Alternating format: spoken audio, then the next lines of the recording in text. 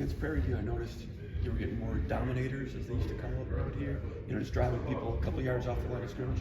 Would you agree with that? Did you display a little more physicality? Yeah, I think we definitely all, as a unit, displayed, physicality as a unit. Certainly when you're going against an opponent like Prairie View, great. Don't get me wrong, great front seven, great guys down low, but certainly we want to take it as an opportunity to really emphasize our communication. And certainly when we play Prairie View, we were getting low off the ball. We were just really emphasizing good leverage, good pad level and hands. And really that's just been what we've been trying to build on week by week since then. Last year you played against Boston College. Yeah. Did that help at all last weekend? It did, yeah. We certainly things have changed. Obviously, they got a new D coordinator, some new schemes, some new fronts that I didn't see last year. But to kind of be able to identify what each player is like individually, I think was a big help for us. Last year as a tackle, I was blocking number 6 a whole lot, and this week I emphasized with our tackles, like, hey, he likes to do this, he likes to do that. Like, hey, this is what I was doing last year, and I had found some success in that. And I even went back and asked some of my old teammates at Holy Cross, like, hey, what were their interior like? Because I didn't face them a whole lot last year being a tackle. So it was certainly a big help. And, great front seven. I thought they improved significantly from last year, especially. I think they're playing at a much higher and a much more motivated level than from what I've gathered last year. And, we didn't get the result we wanted, but it was certainly a great challenge for us up front and a good thing to build off of. Any of those BC players recognize you? No, we didn't really talk much on the field after the game. But maybe. If they did the scouting report, I guess they would have maybe remembered I came from Holy Cross, and maybe 6 at least remember me. The 2-minute drill at the end of the first half, you guys went down for a field goal. Mm-hmm. First play, Nate Carter gained about 12 yards. I think you blocked it down and really cleared somebody out of that area. Was that a man scheme or what is that? Yeah, so it's just following some of our wide zone, and something that we've been emphasizing a lot in camp. It's a big part of our offense, and certainly had some combos on that play. I believe I was in a man situation on that one, and it was definitely a good call, good front to run it to, and found a lot of success on that one. So that was a man assignment for you within a zone scheme? Yeah. Oh, that's pretty complicated. Yeah. Would you agree with that? I think it's pretty straightforward. Yeah. Looking at this Ohio State front seven, how does that compare to what you saw last week in terms of maybe aggressiveness, talent level, and skill? Yeah, so from an interior perspective, BC had some stout guys, love to get physical and inside run, and Ohio State has guys quite similar to that, and very experienced guys at that as well. 10 of the 11 guys on that team are returning from last year, so definitely an experienced front, and a front that we're going to be very excited to pursue, and it's going to be a good challenge for us. On the outside, obviously they got some tremendous defensive ends. Definitely a good challenge for our tackles as well.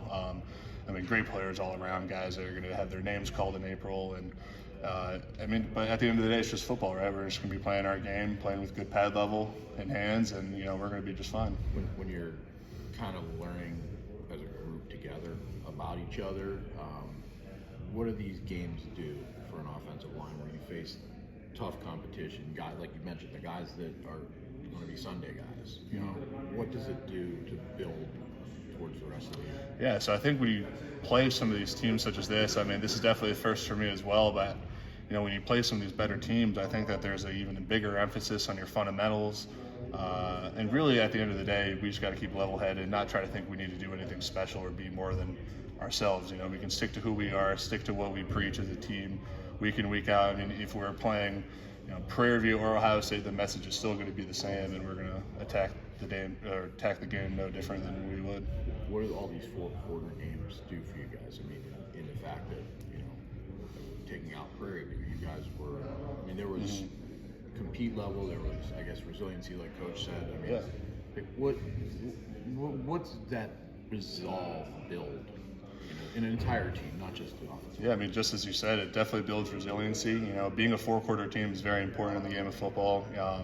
We don't want to be front runners. We don't want to get out a lead and then play all conservative and play back and really shy away from our identity. We want to keep attacking whether we're down 10, up 10. And I think it's really going to be, instrumental to how we are as a team, and really to build our identity as we play 4 quarters, play 4 full quarters. And I think that's definitely, I mean, you saw against Maryland, FAU, I mean, these games have all been 4-quarter games for us. And I think that's a great challenge for us as a team to be able to finish out games. That's a really big thing in our program, being able to finish everything. And I think that's just going to keep elevating our game. So. Left guard, second string, is that AJ Dennis right now? Pre-game it was, I think. I'm not sure. Yeah, we're mixing some guys around. I mean, we got some of our second group guys play a lot of positions. Rustin Rakeem can really play anywhere on the offensive line, and really it's just about finding who the next best guy is up if something were to happen. So I wouldn't even say that we even technically have like a solid depth chart with the twos. I mean, we got a lot of versatility within that group, and I think they can play anywhere. By design or necessity at this point? I mean, it's at the end of the day, it's just about fielding the 5 best, and as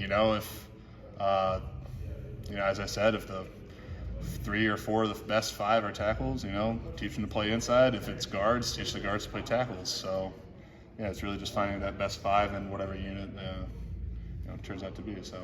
How hard is it for a true freshman who's been here for 5 weeks to learn more than one position? Let alone one? Man, I try to put myself in their shoes every day. I mean, I try to think back when I was a freshman.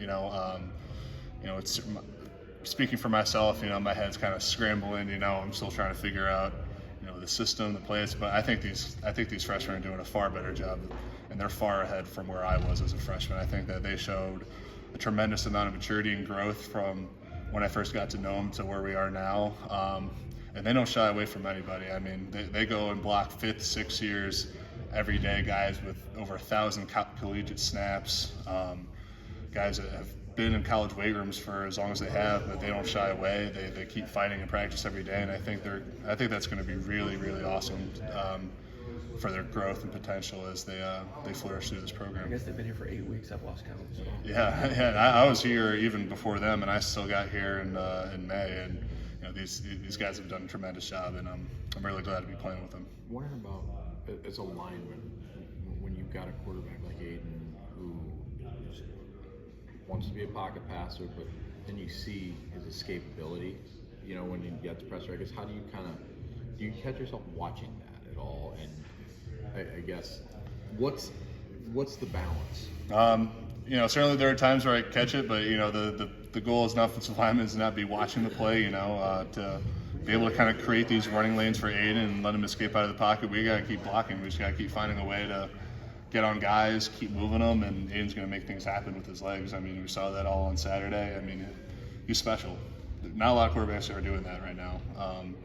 And it's certainly an awesome thing to see, when I do catch glimpses of it on the field. But at the end of the day, I got to keep my head down and keep blocking for him and protect him and, let him go make those plays. How about more when you watch the film then? When I watch the film, yeah, that's different. Yeah, that was fun to watch. He's, as I said, just a special kind of talent it takes to be able to do stuff like that. And to level that with the amount of maturity he has as a 19-year-old kid, it's awesome. It's awesome. I mean, there's really nobody else I'd love to block and protect for every Saturday. Speaking of Baden, like sort of going off that, I guess, a little bit, how have you seen him just carry himself this week? I know he's probably disappointed with how he played, but he's got a lot. He's carrying a lot, I'm sure, as well. Football and everything. Just how does he respond, do you think, walking around the building at practice, things like that? Surely. I mean, nothing's changed for Aiden. He always keeps a positive attitude every day in the building. And I know that Saturday bothered him. It bothered all of us. And I know that he's going to take this and get better from it. And we all are. Certainly as an offensive line, we let him down at times, let up some pressures, let up some sacks. And really, I think we're going to take responsibility for that as a unit. And for this offense, it all starts with us up front. It's not all on one guy. For any faults that happen throughout the game, I want to put on the offensive line. I want to put it on us to get better and elevate really everybody else in the backfield to help make plays. You guys feel pretty good about pass pro overall though through the 4 games and how you've held up there? Or yeah, I think that having one game under our belt with this new 5, certainly a lot of communication to improve on and technique, but I think we're in a great spot. I think we're just going to keep elevating as the weeks go on. but I really like who we're fielding out there. We have a lot of potential as an offensive line, and potential is just it's one thing to just talk about it, it's another thing to show it, and I think taking a step this week against Ohio State would be huge for us moving forward. I'm sure you got asked about it earlier, so I apologize if you're repeating it. But just No worries. When you look at the run game, just where's it at? Where can it still get better? Where's the progress at? How close are you guys feeling to making some steps or whatnot? Certainly. I mean, in terms of the run game, I mean, we're definitely very close. We've hit some big ones, but just saying we're close isn't enough. We got to keep emphasizing, like, hey, all 5 guys got to do our job. We got to all communicate. We all got to make sure that we're on the same page, and we're going to keep creating these creases for our running backs to find. I mean, we got 2 great running backs out there in the backfield, K-Ron and Nate, and I know that if we give them even a slimmer of daylight, they're going to find it, and then we're going to hit huge plays. And I think that just goes into as a starting 5, we're just going to keep building on our fundamentals, our technique, communication. We don't need to do anything special. We just got to keep being ourselves and attack each day the same as we do as a word game. And we'll continue to make those big plays and create them more often. We've heard from coaches, and you can see it sometimes. It seems like it's like just one little thing, not even the same guy or anything. But what's that like when it's like you got 10 or 9 or whatever doing things, and then there's one breakdown, whoever it might be. And I'm not saying it's the same thing or same person, but it seems like we've seen that sometimes in the run game, where it's like there's just one little thing could be different, and the player might be different. Certainly, I mean, it's definitely not something you want to see. It is inexcusable at the end of the day, but I mean, how do we go fix that? We start in practice. We started today on Tuesday. We try to create practices as we do to level game experience and the feeling of a game, and I think just starting with that is really going to make these games really just come a lot easier to us. And I think that in terms of sticking to our fundamentals and doing our assignment, I think that will start clicking as well. And we keep talking about the 10+1 rule, but what do good teams do? They correct it, and I think that just starts in practice today and be a big emphasis for us tomorrow as well. Coach said he's